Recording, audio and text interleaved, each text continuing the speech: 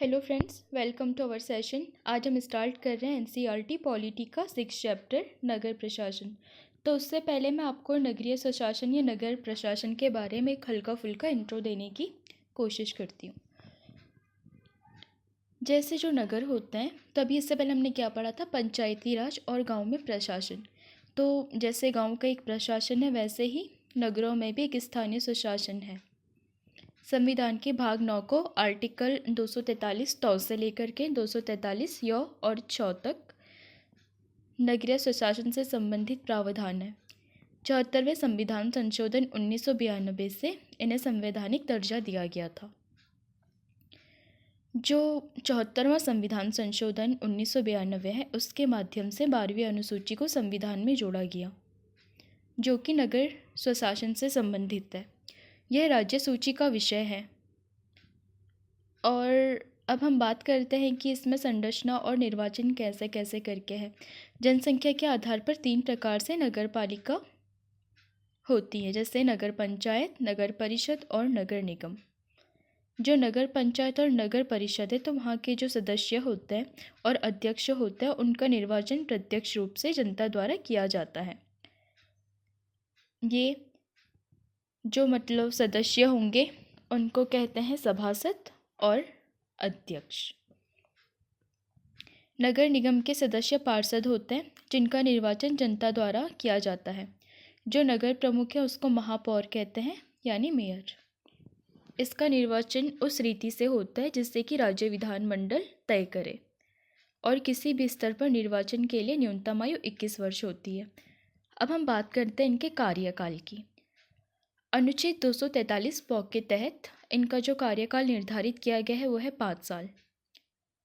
लेकिन इससे पहले भी भंग किया जा सकता है, और जो भंग कराने की स्थिति होती है, तो उस समय 6 माह के अंदर इनका निर्वाचन कराना जरूरी है, जो कि शेष कार्यकाल के लिए होगा। अब हम इनकी बात करते हैं आरक्षण।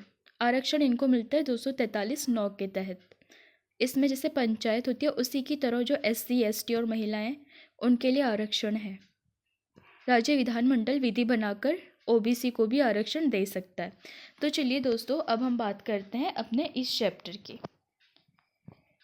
एक गांव के मुकाबले शहर ज़्यादा बड़ा है और अधिक फैला हुआ होता है।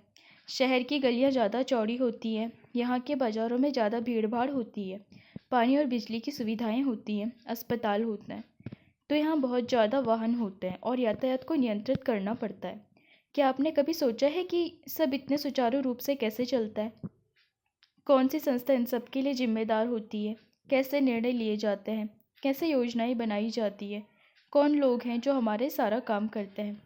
चलिए, इन सब के उत्तर जानने के लिए हम इस चैप्टर को पढ़ते हैं। यहाँ पर एक एग्जाम्पल से इस पूरे नगर प्रशासन को समझाने की बात की गई है। इतवार की एक अलसाई हुई दोपहर थी, जब माला और उसके साथी शंकर जहांगीर और रिहाना गली में क्रिकेट खेल रहे थे। शंकर ने बड़ा अच्छा ओवर फेंका और रिहाना आउट होते होते बची। रिहाना के आउट न होने से शंकर हताश हो रहा था, इसीलिए उसने इस उम्मीद से कि वह कैच आउट हो जाएगी, एक शॉर्ट बॉल फेंक दी। वह उल्टा ही, रिहाना ने इतनी तेजी से बल्ला घुमाया कि गेंद ऊपर गई और गली के ट्यूबलाइट उससे टूट गई। जो रिहाना थी, वो चिल्लाई, अरे मैंने क्या कर दिया? तो शंकर तपाक से बोला, अरे हम ये नियम बनाना भूल गए थे कि अगर तुम्हारी गेंद से गली की ट्यूबलाइट टूट जाएगी तो तुम आउट मानी जाओगी। तीनों ने ही तब शंकर को विकेट की चिंता छोड़ने के लिए कहा, क्योंकि जो हुआ वो उस बारे में ज़्यादा चिंतित और परेशान हो रहे थे।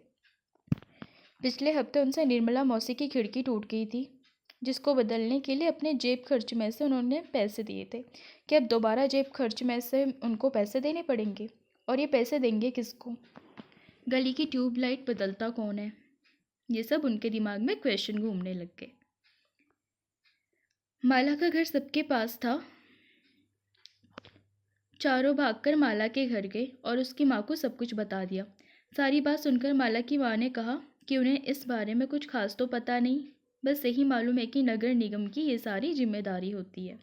उन्होंने सुझाया, यास्मीन खाला से पूछना चाहिए कि वो हाल ही में नगर निगम से सेवानिवृत्त हुई हैं। जाओ, उनसे पूछ करके आओ और तुम जल्दी घर वापस आ जाना। उनकी माँ ने उनको ऐसे करके बोल दिया। अब जो यास्मीन खाला है, वो उन्हीं की गली में रहती है। और माला की माँ से उनकी बहुत अच्छी दोस्ती भी थी। चारों दौड़कर खाला के घर पहुंचे और जैसे ही उन्होंने दरवाज़ा खोला वो एक साथ पूरा किस्सा सुनाने लगे। उनका सवाल सुनकर यास्मीन खाला बड़े ज़ोर से हंस पड़ी और बोली, कोई एक व्यक्ति नहीं है जिसको तुम पैसा दे सकते हो। एक बहुत बड़ी संस्था होती है जिसको नगर निगम कहते हैं। ये सड़कों पर रोशनी की व्यवस्था, कूड़ा इकट्ठा करके पानी की सुविधा उपलब्ध कराने और सड़कों और बाज़ारों की सफाई का काम करती है। माला बोली, हाँ हाँ, मैंने नगर निगम के बारे में सुना है। मैंने शहर में बोर्ड देखे हैं जो नगर निगम द्वारा लोगों को मलेरिया के बारे में बताने के लिए लगाए जाते हैं। खाला बोली, तुम बिल्कुल सही कह रही हो। नगर निगम का काम यह सुनिश्चित करना भी है कि शहर में बीमारियां न फैलें। यह स्कूल स्थापित करता है और उन्हें चलाता भी है। शहर में दवाखाने और अस्पताल चलाता है। यह बाग बगीचों का रख रखाव भी करता है। उन्होंने आगे जोड़ा, हमारा पुणे शहर बहुत ही बड़ा शहर है और यहाँ नगर प्रशासन चलाने वाले संस्थान को नगर निगम कहते हैं। छोटे कस्बों में इसे नगर पालिका कहते हैं। तो दोस्तों, हम क्या समझे, जो नगर निगम है तो वहाँ पर मतलब ये क्या क्या व्यवस्था करवाता है शहरों में, जैसे अस्पताल, स्कूल, बाग बगीचों का रख रखाव, पार्किंग और बीमारियों से बचने के लिए समय समय पर जागरूकता अभियान, अस्पताल, दवाखाने, सभी जिम्मेदारी नगर निगम की होती है। और जो छोटे शहर होते हैं या छोटे कस्बे होते हैं उनको कहते हैं नगर पालिका, और जो बड़े शहर होते हैं उसको कहते हैं नगर निगम। अब हम बात करते हैं निगम पार्षद और प्रशासनिक कर्मचारियों की। यास्मीन खाला, मुझे बड़ी उत्सुकता हो रही है कि ये फैसला लेता कौन है कि पार्क कहाँ बनाया जाए। जब आप नगर निगम में काम करती थी तो क्या ऐसे मज़ेदार निर्णय भी लेने पड़ते थे? रेहाना ने पूछा। खाला ने जवाब दिया, नहीं रेहाना, मैं तो निगम के लेखा विभाग यानी कि अकाउंट में थी। बस लोगों की मासिक तनख्वाह की पर्चियाँ बनाती थी। चूँकि शहर का आकार बहुत बड़ा होता है इसीलिए नगर निगम को कई निर्णय लेने होते हैं। इसी तरह शहर को साफ रखने के लिए बहुत काम करना पड़ता है। ज़्यादातर निगम पार्षद ही यह निर्णय लेते हैं कि अस्पताल या पार्क कहाँ बनेगा। शहर को अलग अलग वार्डों में बांटा जाता है और हर वार्ड से एक पार्षद का चुनाव होता है। नगर निगम के कुछ निर्णय ऐसे होते हैं जो सारे शहर को प्रभावित करते हैं। ऐसे जटिल निर्णय पार्षदों के समूह द्वारा लिए जाते हैं। कुछ पार्षद मिलकर समितियां बनाते हैं जो विभिन्न मुद्दों पर विचार विमर्श करके निर्णय लेती है, जैसे बस स्टैंड को बेहतर बनाना या किसी भीड़भाड़ वाले बाजार का कचरा ज़्यादा नियमित रूप से साफ करना, या फिर शहर की मुख्य नाली की सफाई करनी होती है। पार्षदों की समितियां ही पानी, कचरा जमा करने और सड़कों पर रोशनी आदि की व्यवस्था करती है। जब एक वार्ड के अंदर की समस्या होती है तो वार्ड के लोग पार्षद से संपर्क कर सकते हैं, जैसे अगर बिजली की कोई खतरनाक तार लटक रही है और नीचे आ जाए तो स्थानीय पार्षद बिजली विभाग के अधिकारियों से बात करने में मदद कर सकते हैं। या फिर आपका जो रास्ता है वो थोड़ा ख़राब है या फिर उसका रख रखाव ठीक से नहीं हो पा रहा है तो तब भी पार्षद आपकी मदद कर सकते हैं। जहाँ पार्षद की समितियाँ एवं पार्षद विभिन्न मुद्दों पर निर्णय लेने का काम करते हैं, वहीं उन्हें लागू करने का काम आयुक्त यानी कमिश्नर और प्रशासनिक कर्मचारी करते हैं। आयुक्त और प्रशासनिक कर्मचारियों की सरकार द्वारा नियुक्ति की जाती है, जबकि पार्षद निर्वाचित होते हैं। ये बहुत ज़्यादा इम्पॉर्टेंट डिफरेंस है दोनों के बीच में। तो नगर निगम में निर्णय कैसे लिए जाते हैं? रेहाना ने पूछा।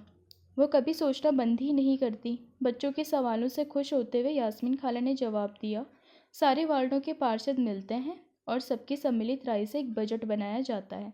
उसी बजट के अनुसार पैसा खर्च किया जाता है। पार्षद ये प्रयास करते हैं कि उनके वार्ड की विशेष ज़रूरतें परिषद के सामने रखी जा सके। फिर ये निर्णय प्रशासनिक कर्मचारियों द्वारा क्रियान्वित किए जाते हैं। खाला बड़ी खुश थी क्योंकि किसी बड़े व्यक्ति ने तो आज तक उनके काम के बारे में पूछा ही नहीं था और बच्चों के सवाल ने उन्हें अपने अनुभव बांटने का एक मौका दिया। तो चलिए दोस्तों, अब हम बात करते हैं नगर निगम को पैसा कहाँ से मिलता है। इतने सारे काम करने के लिए बहुत सारा पैसा चाहिए। अब जैसे लाइट भी ठीक करवानी है, सड़क भी ठीक करवानी है, कूड़े का भी निपटान करवाना है, अस्पताल खुलवाना है या फिर पार्क बनाना है या फिर स्कूल खुलवाना है, तो इन सब के लिए बहुत सारा पैसा चाहिए। निगम ये राशि अलग अलग तरीक़ों से इकट्ठा करता है। इस राशि का बड़ा भाग लोगों द्वारा दिए गए कर यानी कि टैक्स से आता है। कर वह राशि है जो लोग सरकार द्वारा उपलब्ध कराई गई सुविधाओं के लिए सरकार को देते हैं। जिन लोगों के अपने घर होते हैं उन्हें संपत्ति कर देना होता है और साथ ही पानी एवं अन्य सुविधाओं के लिए भी कर देना होता है। जितना बड़ा घर उतना ज़्यादा कर। निगम के पास जितना पैसा आता है उसमें संपत्ति कर केवल 25 से 30% पैसा ही आता है। शिक्षा पर भी कर लगता है। अगर आप किसी दुकान या होटल के मालिक हैं तो उस पर भी कर देना पड़ता है। अगली बार जब आप सिनेमा देखने जाएं तो टिकट पर ध्यान दीजिएगा। मनोरंजन के लिए भी हमें कर देना पड़ता है। इस तरह अमीर लोग संपत्ति कर देते हैं, वहीं जनसंख्या का एक बड़ा हिस्सा सामान्य तरह के कर अधिक देता है। शंकर ने बड़ी उत्सुकता से पूछा, अपना शहर तो इतना बड़ा है, इसकी देखभाल के लिए बहुत लोगों की ज़रूरत पड़ेगी। खाला, तब तो नगर निगम में ढेर सारे लोग काम करते होंगे। अब तक क्रिकेट के मैच और अपने अधूरे ओवर की बात बिल्कुल वो भूल चुका था। दरअसल शहर में काम को अलग अलग विभागों में बांट देते हैं, जैसे जल विभाग होता है, कचरा जमा करने का विभाग होता है, उद्यानों की देखभाल का विभाग होता है, सड़क व्यवस्था का विभाग आदि। इसको आप एक तरीके से समझ सकते हैं जैसे कोई स्कूल है, उसमें हर सब्जेक्ट को पढ़ाने के लिए अलग अलग डिपार्टमेंट होते हैं। वैसे ही शहरों की अलग अलग जिम्मेदारी निभाने के लिए नगर प्रशासन में भी अलग अलग विभाग पहले से ही मौजूद है। मैं नगर निगम की सफाई विभाग में थी, ये कहा खाला ने। उसी के लेखा विभाग में हिसाब किताब का काम करती थी। खाला बड़े इत्मीनान से बता रही थी, फिर बच्चों के खाने के लिए रसोई से कबाब लाने चली गई।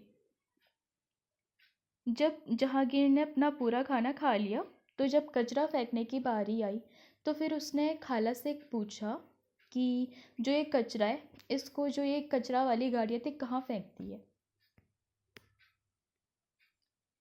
और उसे यही डर था कि गली में अधिक समय रहने पर जो ये कचरा है, गली में ज़्यादा कचरा जमा हो रहा है और इस कचरे के मतलब प्रबंधन ना होने के कारण कई प्रकार की बीमारियां हो रही हैं। पाचन संबंधी, स्वास्थ्य संबंधी कई प्रकार की इससे बीमारियां हो रही है। तो उसने पूछा कि आखिर वो इसे ले जाते कहाँ हैं। तो फिर यास्मीन खाला ने अपनी बात जारी रखी और कहा कि जो मोहल्ले की औरतें वो भी इस चीज़ से, कचरे विभाग का विरोध करती है कि वो ठीक तरीके से प्रबंधन नहीं कर पा रहे हैं। तो खाला ने उन्हें कहा कि मैं विभाग के किसी अधिकारी से इस मामले में बात करने की कोशिश करूँगी, मगर मैं ये भी निश्चित तौर पर ये बात नहीं कह सकती कि इसमें कितना समय लगेगा।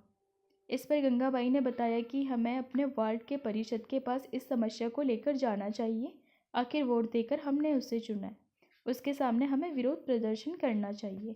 तो दोस्तों, जैसे हम किसी को चुनते हैं, जैसे कोई पार्षद चुन लिया हमने, तो फिर अगर वो हमारी डिमांड पूरी नहीं करता है तो हमें अधिकार है कि हम उससे वो डिमांड पूरी करवाएं, क्योंकि हमने उसको वोट दे करके जिताया है। गंगाबाई ने महिलाओं के एक छोटे समूह को इकट्ठा किया और पार्षद के घर पहुंच गई। तभी औरतें घर के सामने जाकर नारे लगाने लगी। तब पार्षद घर के बाहर निकले और उन्होंने उनकी समस्या के बारे में पूछा। गंगाबाई ने अपने मोहल्ले की खराब हालत बयान की। पार्षद ने उन महिलाओं से वादा किया कि अगले दिन की उनके साथ आयुक्त से मिलने जाएंगे। साथ ही इन्होंने गंगाबाई को मोहल्ले के सारे वयस्कों से एक अर्जी पर दस्तखत करवाने के लिए कहा। तो जो पार्षद है वो क्या करेगा, सबके सिग्नेचर लिए उसने और अगले दिन आयुक्त से मिलने जाएगा, ताकि जो उनकी प्रॉब्लम है ये कूड़े से रिलेटेड, या फिर अगर हमारी लाइफ में भी किसी टाइप की ऐसे कोई प्रॉब्लम होती है, चाहे लाइट नहीं है या फिर वो नहीं है, तो अगर हम कंबाइंड वे में एक सिग्नेचर करके एक एप्लीकेशन दें तो वो जो पार्षद है वो उसको लेकर के कहा जाता है आयुक्त के पास। अर्जी यह थी कि उनके मोहल्ले से कचरा उठाने की नियमित व्यवस्था की जाए। उन्होंने सुझाव दिया कि कल आयुक्त से मिलने जाते समय स्थानीय सफाई अभियंता यानी इंजीनियर को भी साथ ले जाना अच्छा रहेगा। इससे फ़ायदा होगा क्योंकि सफाई अभियंता भी आयुक्त को बता पाएगा कि हालत कितनी ख़राब है। अब जैसे हम नॉर्मल लाइफ में देखते हैं कि अगर हम किसी अनुभवी इंसान को ले जाए या फिर जिसको नॉलेज है उस इंसान को ले जाए तो हमारा काम थोड़ा जल्दी आसानी से हो जाता है। उस दिन पूरी शाम बच्चे घर घर का चक्कर लगाते रहे ताकि अर्जी पर ज़्यादा से ज़्यादा परिवारों के लोगों के दस्तखत लिए जा सके। अगली सुबह बहुत बड़ी संख्या में महिलाएं, पार्षद और सफाई अभियंता के साथ नगर निगम के दफ्तर गई। आयुक्त पूरे समूह से मिले, पर वे बहाना बनाने लगे कि नगर निगम के पास पर्याप्त संख्या में ट्रक उपलब्ध नहीं है। अक्सर ये होता है। गंगाबाई ने तपाक से कहा, लेकिन लगता है कि आपके पास अमीर इलाकों से कचरा उठाने के लिए पूरे ट्रक हैं। दोस्तों, इससे हम देखने को मिलता है कि जैसे जो बड़े बड़े शहर हैं वो तो काफ़ी साफ़ सुथरे होते हैं, बट कुछ छोटे शहर या फिर कुछ ऐसे कस्बे भी हैं जहाँ पर गंदगी अभी भी बहुत ज़्यादा है। और बड़े शहरों की भी बात करें तो जो मेन एरिया होता है तो वो ज़्यादा साफ़ रहता है, लेकिन अगर अंदर गलियों में देखा जाए तो अभी भी वहाँ पे कचरे का निपटान ठीक से नहीं किया जाता, क्योंकि इस चीज़ पे कोई ध्यान ही नहीं देता, ना पब्लिक और ना कोई मतलब पार्षद या कोई आयुक्त। क्योंकि हर किसी को अपना कचरा, क्योंकि हम नॉर्मल भी देखें, अगर किसी गली में कोई इंसान रह रहा है बड़े शहरों में तो वो अपना घर का कचरा तो साफ़ करता है, लेकिन अगले के घर के आगे डाल देता है। तो ये चीज़ भी एक मेन मुद्दा है। पब्लिक की उस चीज़ के अकेले अवेयर नहीं है तो फिर पार्षद और आयुक्त क्या करेंगे? पहले पब्लिक अवेयर होगी तो पार्षद और आयुक्त भी अवेयर हो जाएंगे। इसमें पहले पब्लिक अवेयर होगी, देन पार्षद और आयुक्त के पास तो अपनी ये चीज़ है, जो भी प्रॉब्लम है उसके समस्या के लिए जा सकती है, उसके समाधान के लिए जा सकती है। तो जो जहांगीर है उसने झट से कहा, इससे आयुक्त का तो मुंह ही बंद हो गया होगा। और नहीं तो क्या, उसने फ़ौरन इंतजाम करने के लिए कहा। यास्मीन खाला ने बताया। गंगाबाई ने आयुक्त को चेतावनी दी कि अगर 2 दिन के अंदर काम नहीं हुआ तो नगर निगम के सामने बहुत बड़ी संख्या में महिलाएं धरने पर बैठ जाएंगी। जैसे कि हमें पता है कि अगर कोई चीज़ हमारी डिमांड पूरी नहीं करता है, हम डायरेक्ट जा कर के किसी आयुक्त के पास या पार्षद के पास या नगर निगम के पास जा रहे हैं और वहाँ पर हमारी डिमांड पूरी नहीं हो रही है तो लोग धरने का भी सहारा लेते हैं। ये हमें आर्टिकल 19 में स्वतंत्रता मिली हुई है। तो क्या गलियों की सफाई हो गई? रेहाना ने झट से पूछा, जो कभी चीज़ों को अधूरा नहीं छोड़ती थी। 2 दिन तक कुछ भी नहीं हुआ। तो वो जब एक बहुत बड़े समूह ने विरोध प्रदर्शन किया, जोरदार नारे लगाए, तब जाकर बात बनी। अब मोहल्ले की सफाई नियमित रूप से होने लगी। ये तो बिल्कुल बम्बैया सिनेमा की तरह सुखद अंत हुआ, माला ने कहा। वह अपने आप को नेतृत्व करने वाली गंगाबाई की भूमिका में देखने का सपना देख रही थी। तो चलिए दोस्तों, अब हम बात करते हैं जो कि खाला थी, सेवानिवृत्त होने के बाद क्या क्या बदला। जो यास्मीन खाला थी तो उन्होंने बच्चों को जो नहीं बताया वो ये है कि जो हाल के समय है उसमें पैसा बचाने के लिए कई नगर निगमों ने कचरा उठाने और उसे ठिकाने लगाने के लिए निजी ठेकेदार रख लिए। इसको कहते हैं निजीकरण, यानी कि प्राइवेटाइजेशन। इसका मतलब है कि जो काम पहले सरकारी कर्मचारी करते थे वो काम अब निजी कंपनियां भी करती हैं। निजी ठेकेदार जिन मज़दूरों को कचरा जमा करने और उठाने के काम पर लगाते हैं उन्हें बहुत कम पैसा देते हैं। उन मज़दूरों की नौकरी अस्थायी होती है। कचरा उठाने का काम काफ़ी खतरनाक भी होता है। अक्सर उनके पास अपनी सुरक्षा के साधन नहीं होते। अगर काम करते वे घायल हो जाएं तो उनकी देखभाल करने वाला कोई नहीं होता।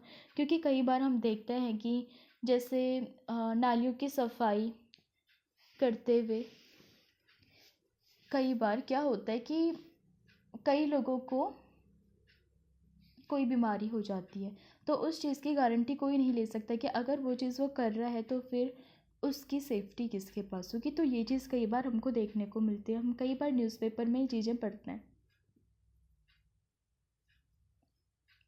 तो इन सब का एक ही सोल्यूशन है कि उनको सारे इक्विपमेंट और उनकी सेफ्टी के लिए सारे इक्विपमेंट्स और सुविधाएं प्लस उनको एक गारंटी के तौर पर कुछ मिलना चाहिए ताकि वो निश्फिक्र होकर के अपनी ड्यूटी करते रहें। बच्चों ने खाला का शुक्रिया अदा किया और जाने के लिए उठ खड़े हुए। जाते जाते रेहाना ने कहा, खाला बस एक आखिरी सवाल और है। घर पर अभी जो कूड़ेदान है वो भी क्या गंगाबाई का सुझाव था? खाला हंसने लगी, बोले, अरे नहीं नहीं, ये तो नगर निगम ने ही सुझाव दिया था कि हम खाने पीने और गलने वाली चीज़ों को एक कूड़ेदान में डालें और प्लास्टिक, कांच जैसे न गलने वाली चीज़ों को दूसरे कूड़ेदान में। जैसे कि आप देखते ही होंगे, एक ब्लू कलर का होता है और एक ग्रीन कलर का होता है। जब हम अपने कचरे की छटाई कर देते हैं तो निगम वालों का काम थोड़ा आसान हो जाता है। बच्चों ने इतने सारे सवालों का जवाब देने के लिए खाला का फिर से शुक्रिया अदा किया और टहलते हुए अपना वो घर चले गए। तो दोस्तों, यहाँ पे एक छोटा सा टॉपिक और है। 1994 में सूरत शहर में भयंकर प्लेग फैला था। सूरत भारत के सबसे गंदे शहरों में एक था। लोग घरों का और होटलों का भी कूड़ा कचरा पास की नाली में या सड़क पर ही फेंक देते थे। इससे सफाई कर्मचारियों को कूड़ा कचरा उठाने तथा उसे ठिकाने लगाने में काफ़ी मुश्किल होती थी। ऊपर से नगर निगम अपना काम नियमित रूप से नहीं कर रही थी, जिससे स्थिति और भी ज़्यादा बदतर हो गई। प्लेग हवा के जरिए फैलता है। मोस्ट इम्पॉर्टेंट, इन लोगों को प्लेग हो जाए तो उन्हें दूसरों से अलग रखना पड़ता है। सूरत में उस साल बहुत से लोगों ने अपनी जान गंवाई। करीब 3 लाख से अधिक लोगों को शहर छोड़ना पड़ा। प्लेग के डर से यह अनिवार्य कर दिया गया कि नगर निगम मुस्तैदी से काम करे। सारे शहर की अच्छी तरह से सफाई भी। आज की तारीख में चंडीगढ़ के बाद भारत के सबसे साफ शहरों में दूसरा स्थान सूरत का है, क्योंकि वहाँ का जो नगर निगम है उसने उस चीज़ पे एक्शन लिया। तो चलिए दोस्तों, अब आपके लिए कुछ होमवर्क। बच्चे यास्मीन खाला के घर पर क्यों गए? नगर निगम के कार्य शहर के निवासियों के जीवन को किस तरह प्रभावित करते हैं, ऐसे 4 तरीकों के बारे में बताएं। नगर निगम पार्षद कौन होता है? नगर निगम अपने काम के लिए धन कहाँ से प्राप्त करता है? यहाँ पर एक पैरा है। भारत सरकार ने देश भर के ग्रामीण और शहरी क्षेत्रों की सफाई को बढ़ावा देने के लिए 2 अक्टूबर 2014 को स्वच्छ भारत मिशन का शुभारंभ किया। स्वच्छ भारत स्वच्छ विद्यालय अभियान के तहत विद्यार्थियों के बीच स्वच्छता और साफ सफाई के बारे में जागरूकता पैदा करने के लिए स्कूलों में कई गतिविधियां भी चलाई जा रही है। तो अब आपको एक एनालिसिस वर्क करना है। आपके इलाके में जो नगर पालिका है या पंचायत है, तो उसके द्वारा चलाए जा रहे स्वच्छ भारत अभियान है, तो उसके तरीकों को देखें और सोचें कि क्या अभी इसमें कुछ और करने की ज़रूरत है। तो चलिए दोस्तों, आज के लिए इतना ही। अब मिलेंगे नेक्स्ट सेशन में। अगर पसंद आई तो लाइक कीजिए, शेयर कीजिए, सब्सक्राइब कीजिए, ताकि आपको कंटेंट मिलता रहे। और जिन लोगों को लगता है कि उनको एनसीईआरटी पढ़ने का टाइम नहीं है, तो उसे फ्री टाइम में सुन सकते हैं। Thanks to watching.